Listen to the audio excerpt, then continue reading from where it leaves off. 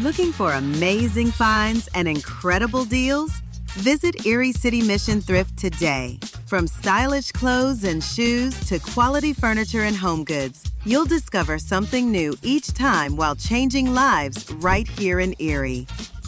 It's shopping that feels good and does good. Come see us in Erie and Girard.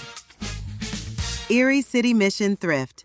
Thrift with a purpose. All year round, Frontier Home Products and Design has what you need to make your home comfortable and beautiful. Relax on a new timber tech deck designed by Frontier's experts. A new fireplace from Frontier Home Products Fireplace Gallery adds warmth and serenity to any home. Beauty and versatility at Frontier Home Products and Design Center, 4213 Peachtree, East 5th, next to the Bayfront Highway. Frontier Home Products and Design Center. Discover a new frontier. PA contractor number PA 039007. Welcome to TalkErie.com's Joel Natale Show, Erie, Pennsylvania's daily podcast. Every day, we tackle the biggest issues that the Erie, PA region faces. Stay informed and involved as we advance the narrative of Erie. Now, here's Joel Natale. If it feels like we've been talking a lot about housing, it is because we've been talking a lot about housing. And to give us another perspective, and really an important one, when it comes to turning, I'll read the phrase from the website, turning vacancy into vibrancy. Jeremy Bloeser is with us. He's the executive director of the Erie County Land Bank. Welcome back, Jeremy. Good to see you. Thank you, Joel. You got it. Okay, so this is a new job. How recently did you enter the land bank from? I started January 1, 2025, so a little over a year. Okay, a year and a couple months. And you were at the Bayfront East Side Task Force. How long were you there? I was there for 13 and a half years. Okay, wow. Yeah, so if someone knows the lay of the land of the Lower East Side, it's you. Sure. Yep. I do. Yeah. I mean, give us in a nutshell before we jump into the new role. Well, how would you say we're doing on renewal in the Lower East Side? You think? I think we've laid a lot of groundwork, but there's still obviously work to be done. I didn't leave because I was finished with the job, but more a new opportunity. I do know, because I'm very close with the board and the staff that are still there, that there's a lot of good things in the future. They're having a lot of conversations, but there's a lot of land that they own that is ripe for development, and they're looking at ways to encourage others to join them. What do you think the limiting factors are? And are there some structural, other than, like, you know, we have poverty and we have some of the worst zip codes in Pennsylvania, if not America. But what are some of the structural limitations for that neighborhood? I do think it's encouraging developers to spend their dollars down there with the belief that they're going to make it back in maybe a 3 to 5 to 10-fold return on those dollars. We see investors from way outside California, Florida, that are, buying off tax sales, that are buying properties. So clearly some people see that as a advantageous, position and a neighborhood to get in. But I think getting some of our local funding paired up and getting local developers to get involved, that's really the crucial piece that I know that they're working on right now. Would you say, and again, I don't want to go too far down, but this is maybe a broader question. Do we have antiquated zoning plan in places like Erie and in other municipalities that you deal with in the county land bank? We do. I know that when I go to conferences, that's a common theme that I'll hear is about communities that have redone their zoning and re-looked at what are we encouraging people to develop and what are we not encouraging them to develop. I was just on an email conversation with Marcus Jacobs from Wesleyville. He's their borough manager. Yeah. They're looking at redoing their zoning, and he said something in that email about their zoning was put in place by a consultant around 1980. Well, we're a long ways from 1980, and yet it still has some of the same restrictive, like on dimensions, the size of a building you can have, and would say that you can't have things that are there today. And why are they there today? They were built before 1980. So we have rules that have sort of squeezed. And when you're in a community like Wesleyville, I'm not saying you should have a free-for-all of development, but you should at least have some wider range of options than you currently have on the zoning. And Marcus is when you working that. when you benchmark like I shouldn't say progressive. When you benchmark best practices, that's a better way to say it. Sure. Is it a leaning in on more multifamily units? I just read a story about how condos don't get built in America these days because for some reason we have, again, laws and ordinances that are anti-condo for some reason, which in bigger cities they're much more affordable than single-family homes and so on. What do you see in best practices that could be a leading the way here in Erie County, you know? Well, I'll mention I was just in Charlotte, North Carolina, late last week. So, yes, a very different community than Erie, even different than, let's say, Pittsburgh, right? A bigger city, but condo on top of condo on top of condo. Like just the development that they have going down in some of these places just really blows your mind. But I do think that we need to look at how do we make housing affordable. And so the giant single-family home, let's say in Fairview, Mill Creek, Harbor Creek, it's just not financially feasible by most people. So we need to have an array of menu options. Those are certainly available and are still for sale, but I think that families need more options. And the city of Erie, because of the infrastructure that already exists under our feet, allows for a lot more flexible if zoning will allow us to do that.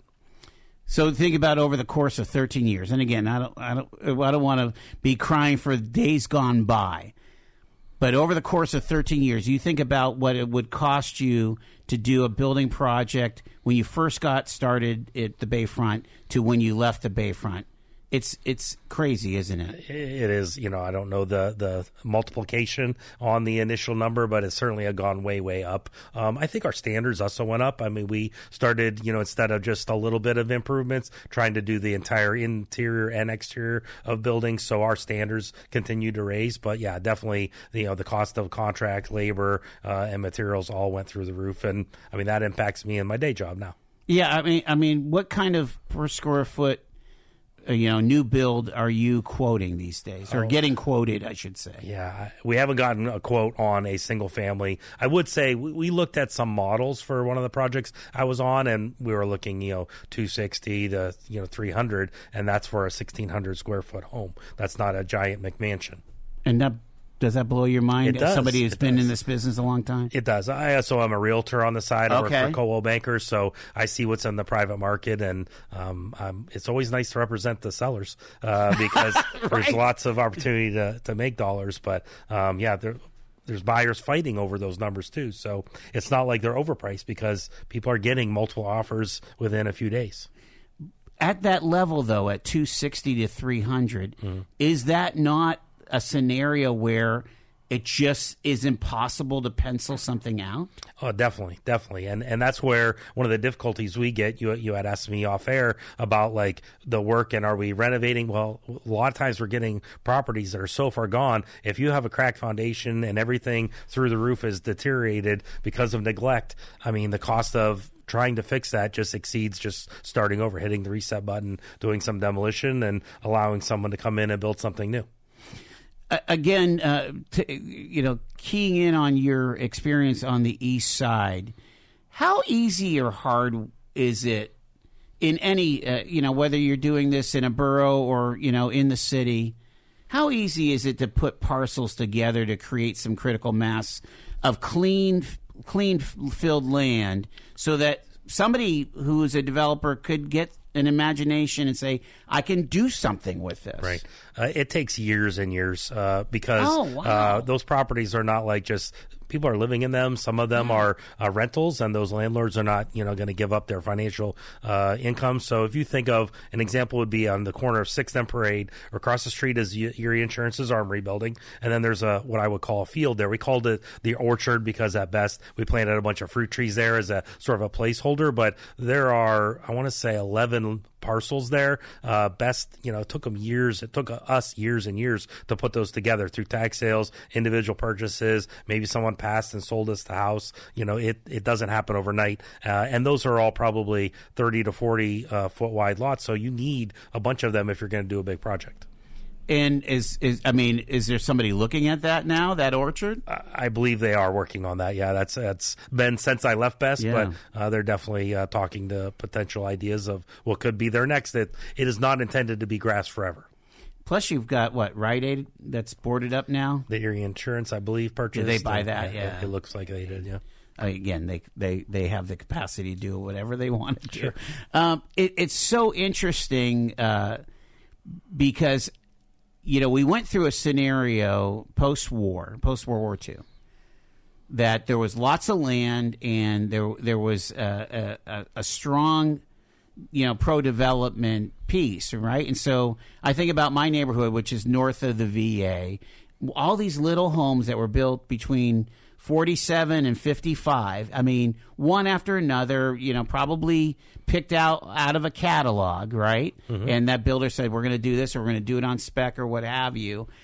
Some streets had beautiful brick colonials. Some of them are just simple stick-built homes.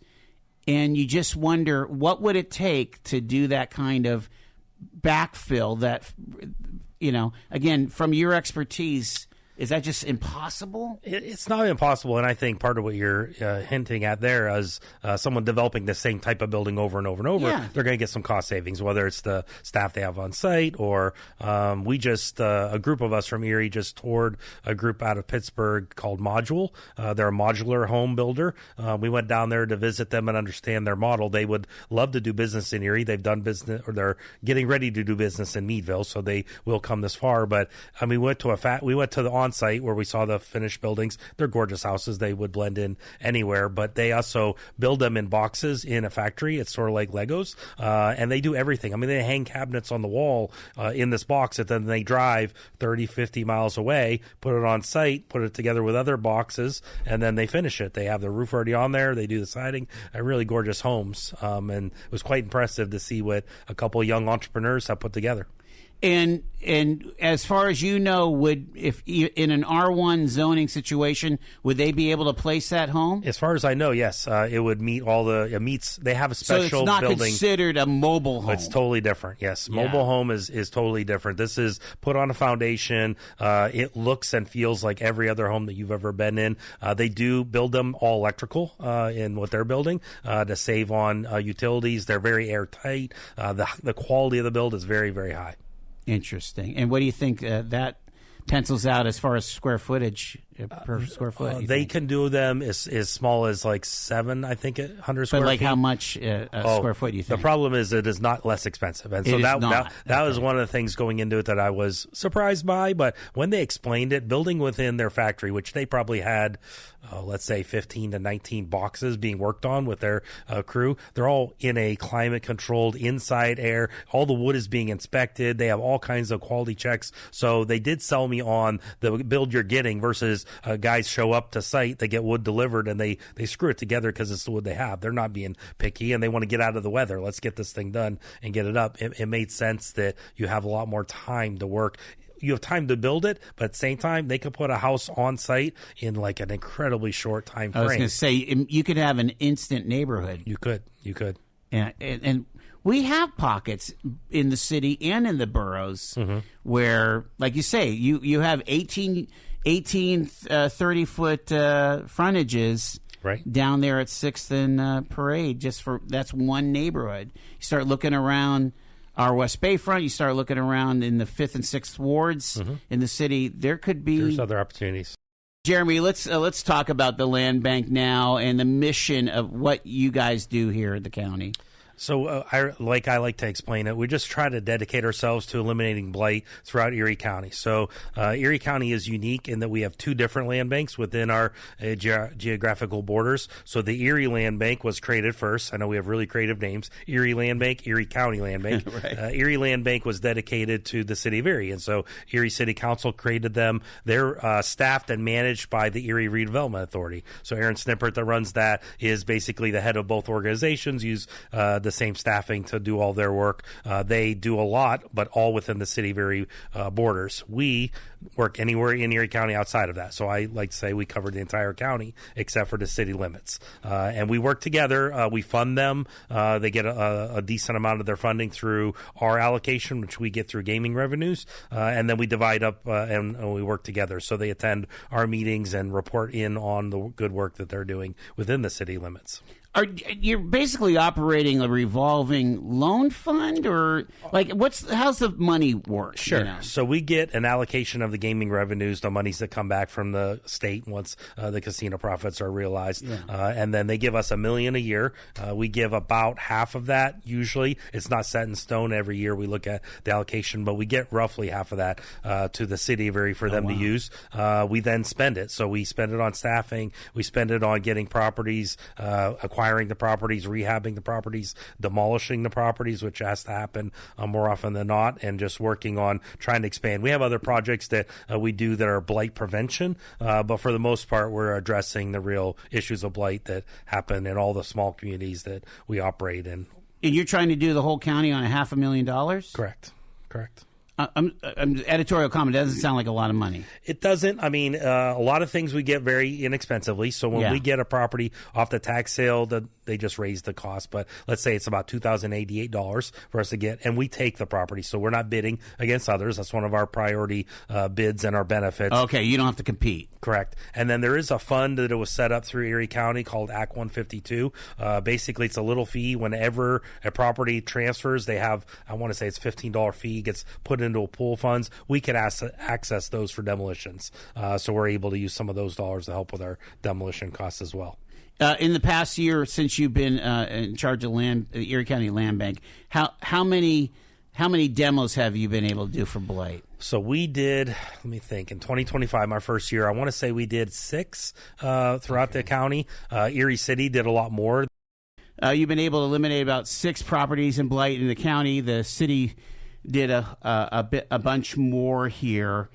And again, you're making that educated choice of, okay, do we tear this one down? Do we try to rehab? What goes into that conversation? So it's a joint decision typically. So I'll go in and I'll inspect all their conditions. I've been in a lot of homes that have a lot of deterioration. So I'm able to see for the big things, what are the factors that are going to go against us trying to renovate this, whether it's, the bones, the actual structure, maybe it's the foundation. It could be the roof has leaked for so many years, has rotted out things that were good. A lot of times we'll take others in the communities in with us. So a good example is out in Corey. I'll take the code enforcement officer along with me. Here's what I'm seeing. I just want you to verify. So then if there's questions from higher ups, from county council or their mayor or someone else that have questions, why are they tearing everything down? We would really save anything we can. So we have 2 properties right now on our entire inventory that we're getting bids on getting them renovated. One's a single family home and the other is a commercial building in Union City. And so they're different animals completely as far as what it's going to take to put them back together. But we're trying to save and looking for opportunities to salvage a property when we can.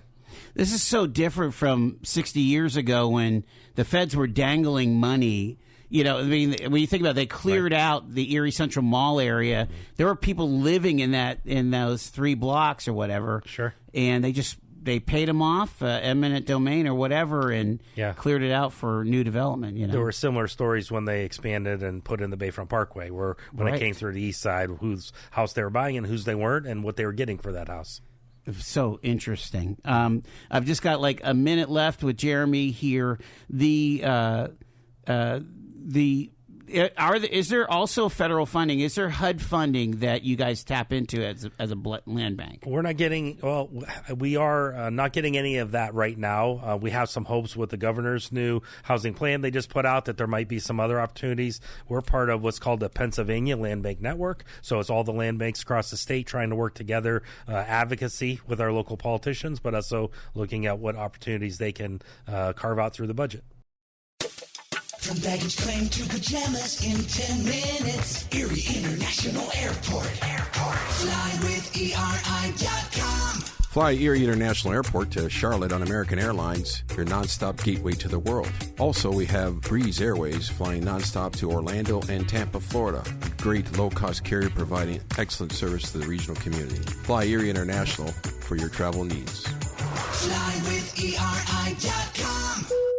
Get paid to drive. Start a new career behind the wheel at the EMTA. If you are looking for a high-paying and rewarding career with full benefits and paid training, stop by or apply online today with the EMTA. Plus, EMTA riders can now enjoy free Wi-Fi on new, clean, and environmentally friendly buses to travel all over Erie County. Visit ridethee.com for more information. Get on board EMTA. Get on board EMTA. Get At Quickfill, what matters most is that our customers, our communities, and our heroes are taken care of. We start by providing American-made gasoline, which means you can buy local, keeping America and your communities strong. We also support vital charities every year and hold Operation Give Thanks each November to help provide a better future for our veterans and their families. We're proud to support the communities we live and work in, and we're doing our best every day to make our towns a better place. Quickfill, driving America. Jeremy Bloeser is with us. He's the executive director of the Erie County Land Bank. You recently had an event. Talk about what we're doing with that. Sure. So one of the things I'm trying to do my first year is attend conferences, learn what is going on in the land bank world, nationally. So there's a national land bank network. They're hosted by a group called the Center for Community Progress. And so we attended their conference in Detroit, and we learned about another sister organization, the Genesee County Land Bank. We're talking about Genesee, Michigan. It's basically Flint County's home. And Flint, in their land bank, had a production, a video they put together. Is about 37 minutes. It's available on YouTube. But they won an Emmy for their documentary about their land bank, and it was their 20-year anniversary. So our land bank was created in 2018. We're much younger than them, smaller than them. They have a staff of, I think he said 40, 50.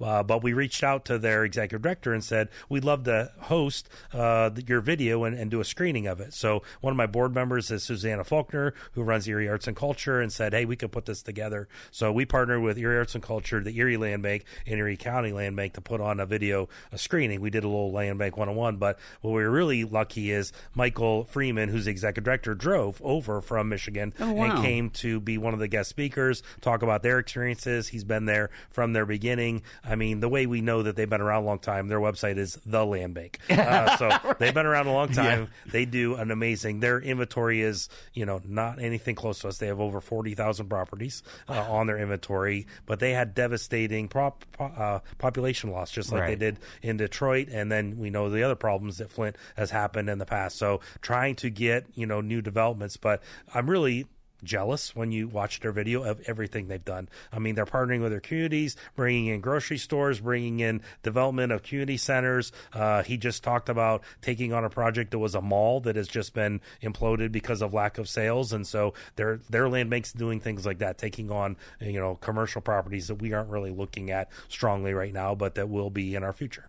I've been hearing that this alphabet soup of organizations that we have here in Erie is actually a good thing, because it's hard for just one organization, just the land bank, to work by itself to do like a big economic development project. But working with the RDA, working with the city's redevelopment, I mean, talk about some of the synergies that you guys can have as organizations. Well, to go on your comment about our collaboration, we're a lean organization. We have two people, my office manager and myself. So we have to work with others. And yes, we work with all the municipalities that we're partnered with. We use their staff as people that we can rely on, people that can help us identify the properties. They'll here's what's going on with so-and-so's house, and here's who you should reach out to, maybe talk to them about that. So just communicating with lots of different people across all kinds of municipalities throughout Erie County, that's one thing. But also working with the Redevelopment Authority, working with contractors, working with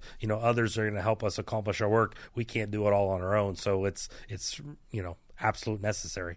When you drive through boroughs, and let's talk about the county here. It's really easy to stay focused on the city, but there's a lot of opportunities in the county. I'm going to point out one area that I think is like ripe for development if they wanted it, and that would be McCain Borough. Okay. So McCain Borough is one of those places I go to because I go to church in Edinburgh. You see like places. There was a car lot there that hasn't been successful. There was a Surefine that used to be there. I think that somebody's cars are stuck. That's a garage for their cars. But you have all this built-in infrastructure. You have water, sewer, internet, electric, and so on. And you are looking around. Plus, you have a very highly desirable school district. These are all elements that would make incredible neighborhoods. Right. Yet, at least my experience has been, there's not a whole lot of drive for any kind of significant development there. What do you do in a situation like that? So I'll first say that we are working with McCain Borough. That's one of their newer groups that we just signed on last year. You're talking about the actual municipality? Yes, the borough itself. But as an example, we're still working to try to get into Washington Township. So we're not in Washington, just in the borough. And if you know, the borough is a very small footprint. In fact, when I went and talked to their leadership, I drove up and down every single block on Google Earth and then in person, and they don't have a lot of play.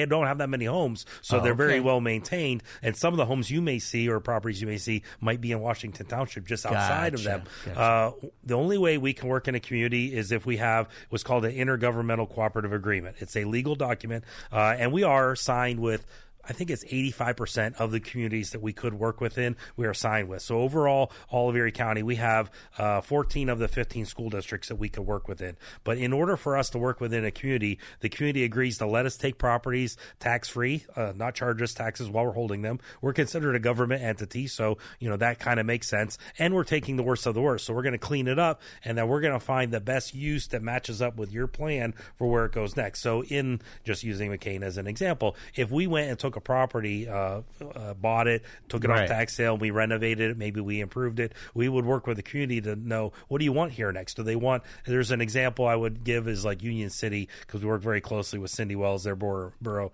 manager. There are properties along their main drive, they don't really want to see single family homes there. They would like to see more commercial come back in. So we're holding off and we're looking, and that's the thing, we don't just take the highest bidder when we sell a property. We think about what is the best end use for the community, and we'll work and wait until that might happen, even though it might take a little bit longer, and for us. You get off though the main drag, because I know Union City pretty well. You get off of High Street or whatever, and you go into. There's some beautiful old homes. But there are probably several that need to come down. Exactly. And if we could get to them and salvage them before they meet that, criteria, then we would love to save them. Love to also reuse them. One of the conferences we went last year was called Deconstruct Reuse, where people are going in and they're taking out the pieces of a building that can be salvaged. Maybe the building overall has met its life cycle, but there might be beautiful woodwork or other things that could be saved. And there's other groups out there that are working very hard to look at what is the best way to repurpose that. There's wood that you cannot buy at Home Depot that is in some of these old homes, and what can we do to salvage some of that? What do you need that the municipalities? I think all the municipalities are required to have some kind of strategic plan. I don't know if it's every 10 years to submit to the state or what have you. Are those do those guide some of the impact that you guys would do at the land bank? I think it would guide the advice they give us and what they would advise us. The other thing they would need would be code enforcement. I think not all the communities have adopted a strong code enforcement, but if you don't have rules on the books, then it's hard to tell someone, well, your property's gotten, it's derelict or it's deteriorating, and there's some parts of our Erie County that I don't think they want that. They don't want to tell someone what their property can and can't be. But they're impacting not just that person, but the neighbors. Everyone that lives close to that is impacted by that, whether it's in lower property values or in what they have to look at, and there are some, we get called about occupied homes. That's one thing we don't take care of is occupied homes. There are a lot of people that I've learned in this job that are living in housing that they should not be lived in. They own it. It's not like, they're a renter that is being taken care of a landlord. They're, for whatever reason, I don't know all their individual details, but they're living with holes in the roof. Well, we know in our climate, you can't have that, that can't be a very safe or habitable residence. And so if I get that 10 years down the road, well, all the deterioration has happened. It kind of makes the decision easy, even though it's not the decision we want to make. Yeah, that is a complaint that I've had here with folks, especially in the city, neighborhood advocates saying, look, I understand that the landlords are having to come, especially in the city. They have that BIU inspection every 2 years for the rental inspection. But right next door is, like you said, fixed income, owner occupied, and the gutters are falling apart. There's no fascia, blah blah blah blah blah. And even in talking to Mayor Devlin, it's like, how do you get?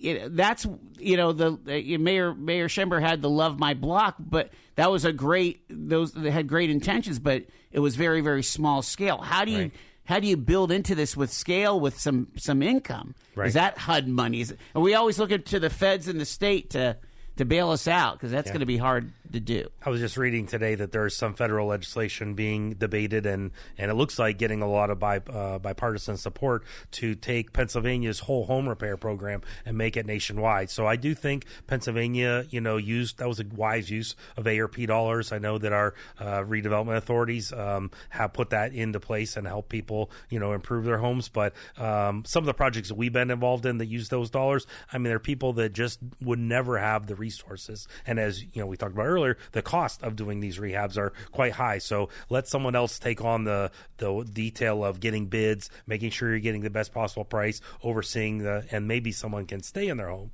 instead of having to relocate or lose it to deterioration. Is that what that whole home project did? That's what the whole home has done. And we just announced that Fetterman and McCormick sponsored that bill. Right. And it passed through the Senate. Yes. It's ready for Trump to sign almost. So. I think so. I thought something about the House has to maybe, revisit it, but that's one of the details I saw in there. I think more resources available. It's definitely needed. And it's something that we would, be happy to help coordinate. I do think talking to the owner, like it's outreach, right? It's talking to the person who lives there about why. Is it just how financial you can't afford it? I mean, that might be, some people's situation. Is there mental health? Is there, mental acuity that's deteriorating? What is causing you to live in these conditions? Because it's not wise, it's not healthy, it's not safe. Is every municipality required to have a zoning or a code enforcer? I don't know. They're not required. So is that something that could be picked up with the county? It could be. I mean, we're looking at. I do also know that when they've had vacancies recently, it's been hard for some of these municipalities to find someone qualified because you do have to have certain certifications to do the job well. We've been looking at, is there any way we could kind of work with those municipalities and maybe grease the wheel and help share because you might not need one every day. McCain Borough, tiny borough like that, they don't need someone working 40 hours a week doing that job, but maybe once or twice a month they stop in and take care of the cases. Well, it could be something similar to what they do for their building permits. They don't Exactly. do their own building permits. They have BIU or whoever is doing the code work to come in and do the inspections and so on. Right. It's so interesting because, again, we have the biggest expense to building something is what you put in the ground before you build above the ground. Correct. And if you could backfill, like, again, 13 years on the east side, you get that. I mean, if the sewer line, the water lines are already in there, that's half the battle. Exactly. I know some of the developers we've sold to in looking at trying to reduce costs. I look at a house that he's built and I ask him how much it's costing him to build it and how much he wants to sell for.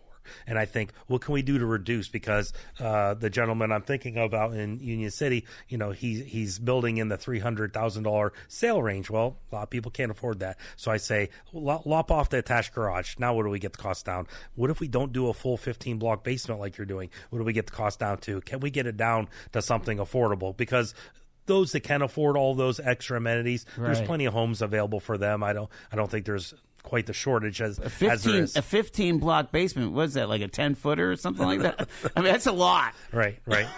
Pretty amazing. It allows you to finish. Oh, okay. Mm-hmm. So you can get the real ceiling in and everything, right? Wow.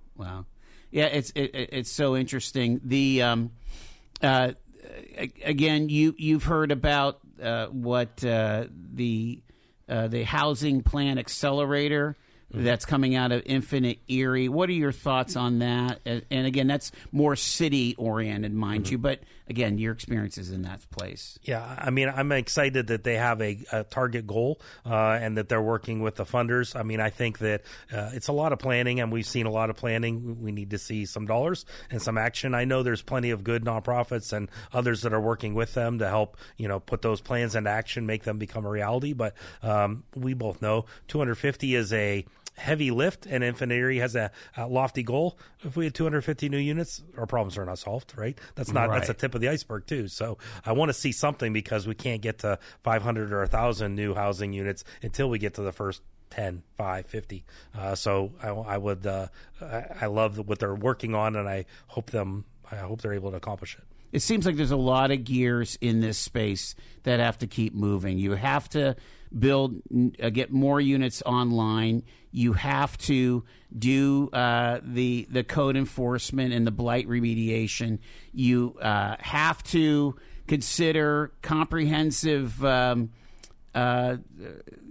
is it, tax reform. Like, we haven't had an assessment in 13 years or something crazy. That, it was supposed to happen right around COVID, and now we are 6 years past COVID, or 6 years since the beginning of COVID, and nobody's talking about it. Right. And we know that what it really does, because it's revenue neutral, is it makes it unfair for those that are overtaxed and unfair for those that are undertaxed. So it levels the playing field. Yeah.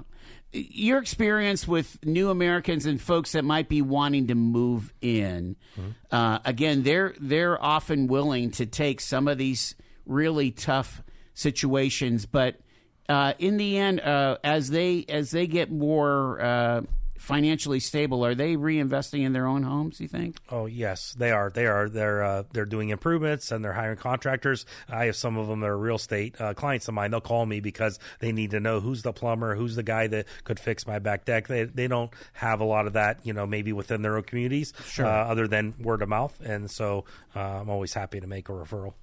And again, when we talk about accessibility and equity, one of the things we talk about here is the concept of low African American home ownership and things. And as you look at the county again, is there a place for the land banks to be a part of the solution with home ownership that way? Yes, it's a group that I was involved with when I was at Best, and I've continued now that I'm at the Land Bank. So there's a new group called the Cornerstone Community Land Trust that I'm part of. I'm on the board of. A land trust exists all over the country. They've been around for over 35 years. Land trusts really separate the land that your house sits on from the building. And what it does is the land trust owns the land and you buy the building. And what that does is it reduces the costs and allows easier entry into the workforce, into the housing for people that otherwise could not afford it. It's a proven model. There's land trusts in Pittsburgh. There's land trusts in Allentown. This is the first one in Erie County. We haven't done one house yet. We're working toward that, but we're trying to lower the cost of housing, because we know a lot of people still want to be homeowners. And if they're all just going to be renters forever, that's not going to help them, build that equity and build that, generational wealth. Is this a situation, and we just have a minute or two left with Jeremy Bloeser, is this a situation where if you are a landowner, let's say you're elderly or whatever, and you want to get out from under your house? I mean, could we call you? Yes. Yeah, absolutely. We would talk to them. We are focused on blight, and so if your house is in good shape and good condition, you should just sell it on the market or look for another buyer. But if it's something that is, we take on problem properties, right? So the condition of the property, liens or tax issues, there are problems. We clean up a lot of reasons why people couldn't otherwise sell their home. We will work on that. We have a great legal team that works on cleaning up problems and messes that are left behind. And when you have deaths and those aren't taken care of the right way, it snowballs very quickly and makes a property that otherwise would be livable. A bank won't finance it, so otherwise it just gets worse. Do you do any commercial at all or not? Yes, oh, we do. We do commercial because as I'm thinking of abandoned gas stations. They always have problems, don't they? They do. They do. We've been asked to look at a couple of them. We've reached out owners of currently non-active. So we'll talk to anybody and we'll try to work on every project. Like I said earlier, we're going to build our staff up a little bit because we are pretty thin right now. But reach us at eriecountylandbank.org. We'd be happy to talk about any property, and as well as look at our properties that we want to sell. We have inventory there that anybody that is interested, developers, someone that wants a side lot, take a look at what we currently have available. Yeah, that's always helpful too. If you have a house and the side lot comes available, you can just expand your footprint. Jeremy Bloeser, I appreciate it very much, sir. Thank you. Thanks for taking the time. You've been listening to The Joel Natale Show, Erie, Pennsylvania's daily podcast from TalkErie.com. Subscribe to our show on your favorite podcatcher and get involved by emailing joel@TalkErie.com.